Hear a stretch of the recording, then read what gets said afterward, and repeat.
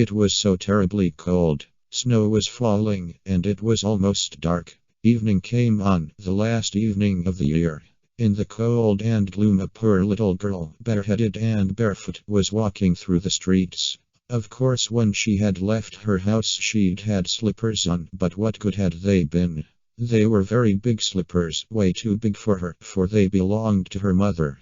The little girl had lost them running across the road, where two carriages had rattled by terribly fast. One slipper she'd not been able to find again, and a boy had run off with the other, saying he could use it very well as a cradle someday when he had children of his own. And so the little girl walked on her naked feet, which were quite red and blue with the cold. In an old apron she carried several packages of matches, and she held a box of them in her hand. No one had bought any from her all day long, and no one had given her a cent. But in the corner, leaning against the wall, sat the little girl with red cheeks and smiling mouth, frozen to death on the last evening of the old year.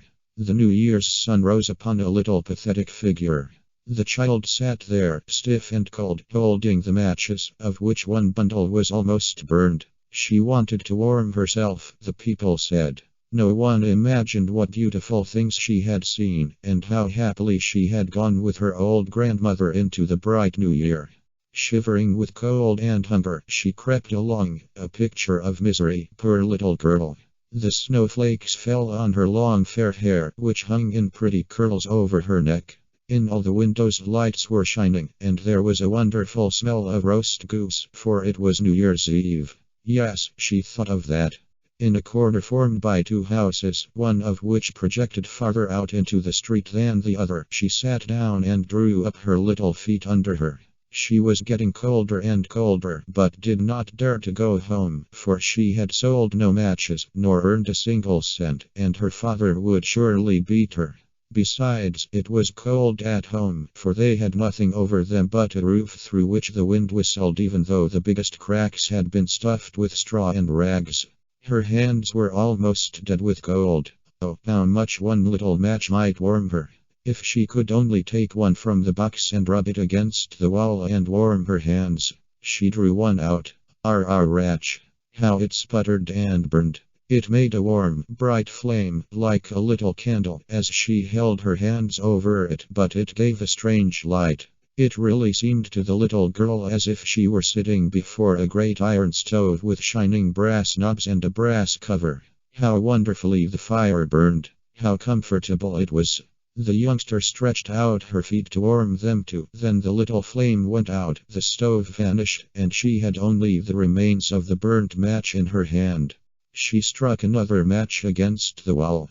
It burned brightly, and when the light fell upon the wall it became transparent like a thin veil, and she could see through it into a room. On the table a snow-white cloth was spread, and on it stood a shining dinner service. The roast goose steamed gloriously, stuffed with apples and prunes. And what was still better, the goose jumped down from the dish and waddled along the floor with a knife and fork in its breast, right over to the little girl. Then the match went out, and she could see only the thick, cold wall. She lighted another match.